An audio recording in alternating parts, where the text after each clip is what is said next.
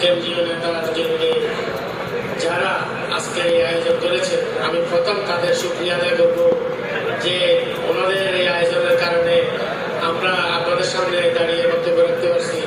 আমার পক্ষ থেকে, দুর্নীতির পক্ষ থেকে, এই যুবদলের পক্ষ থেকে আপনাদেরকে আন্তরিক শুভেচ্ছা জানাই। বন্ধুরা আমার, বাংলাদেশ জাতীয়তাবাদী দল যখন সরকার ছিল তখন আপনারা জানেন তারেক রহমানের বিরুদ্ধে কত রকমের নৈরাজ্য সৃষ্টি করেছিল এই আওয়ামী সরকার।